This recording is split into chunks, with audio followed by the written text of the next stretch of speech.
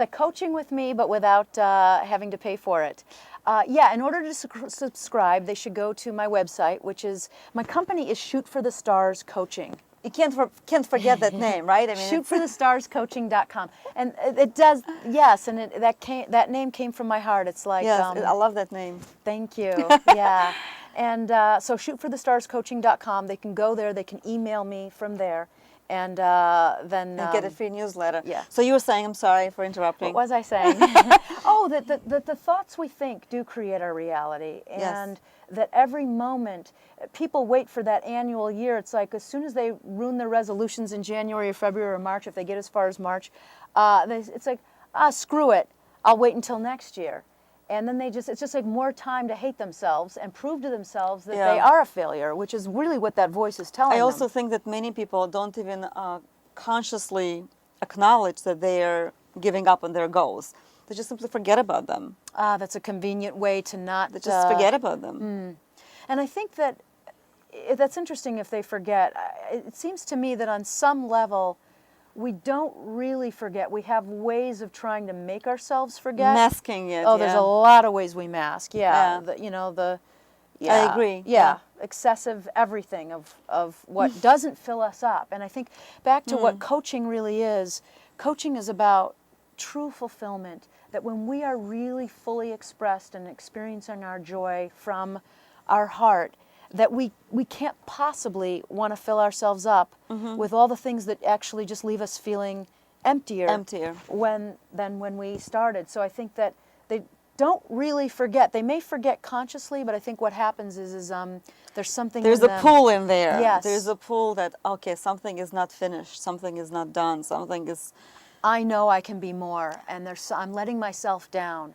And I think when we let ourselves down, that we become untrustworthy with ourselves. We're not being in integrity with what we said we were going to do.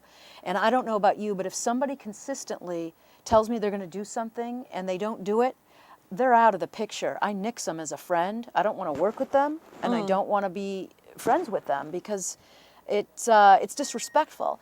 And I think that when we do that to ourselves, we really are telling ourselves that we're not trustworthy and we're not worthy of respect. You're making a very interesting point because there are quite a few people who are very responsible and responsive to others, professionally and personally. However, they do feel that when they make promises to themselves. Well, then I would say you can be sure. You can be sure that they're not feeling very good about themselves. Exactly. Yeah. And I think I heard this somewhere that the 4 pillars to a wonderful life, to having just a wonderful life, is to know ourselves. You know, to have that kind of willingness to really get to know ourselves intimately and have that sense of awareness that we're really curious about who am I? Who is this person? You know. Yeah. And I think that comes from letting ourselves, spending time reflecting each day and giving ourselves a chance to just kind of get grounded, get centered, get a little quiet time. Yes, I said quiet time. I'm not going to use the M word. Meditation. Oh, I'm like... like which M word? That one. But I think to know ourselves and to love ourselves, to really, I think a lot of people, it's easy for us to like want to go out and love other people and want to give our love. And how are we loving ourselves? Because, you know, I think when we really love ourselves, then it really allows us to feel more energized and more empowered to fully love others. And you know, people misunderstand this a lot, right? People misunderstand that concept, loving themselves. Oh, they see it as like narcissistic or selfish. Right. There is a confusion over that. And also what you said before about taking a break, finding peace, being peaceful, taking a time out, also misunderstood a lot, because I think that you can do that while you're dancing. Yes, right. There's lots of ways to do that. Well, I think there is something important about having that stillness. Gandhi once said, "The only tyrant I will follow is that still small voice within." And I think that what he's saying is that we all have that voice of of knowledge, of true wisdom inside of us, and I think we're afraid of it. We're afraid it's going to tell us something we don't want to do. It's going to tell us to Become a stop vegetarian. become a vegetarian, stop making money, don't buy nice things. Adopt a homeless pet.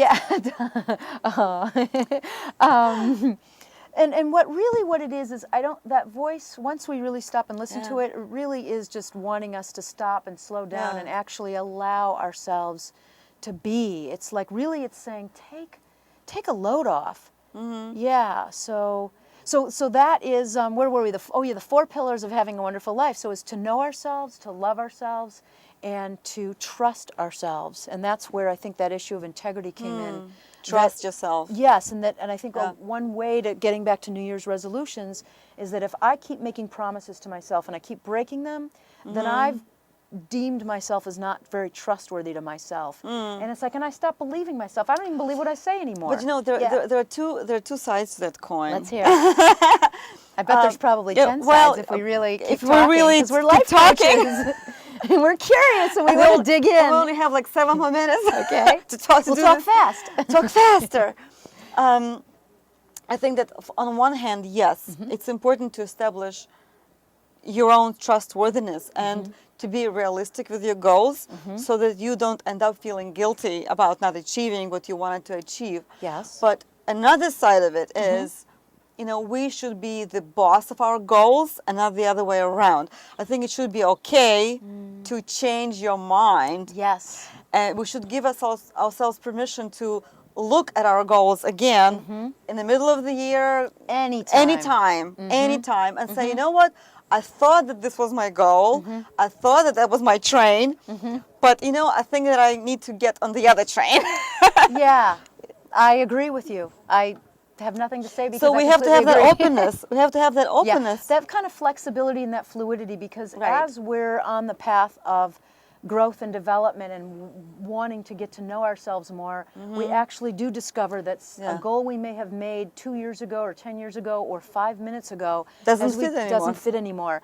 And that willingness to just be flexible and let it go and ask ourselves, so what did I learn from going for this goal? I actually just had a client today where she said she went for a goal to be a CPA, and when she was working in the environment, she'd worked very hard, like 10 years on this goal, and there were aspects about it she liked, but the working environment was not for her. She was miserable, completely miserable, and once she accepted that and dropped it, she said, so many doors opened up for her after there was initial, like, I'm a failure, and that was very brief because she said so many doors opened up where she really discovered so many things about what she really did want to do. And now she's right, exactly. So you're right. I think having that kind of, openness.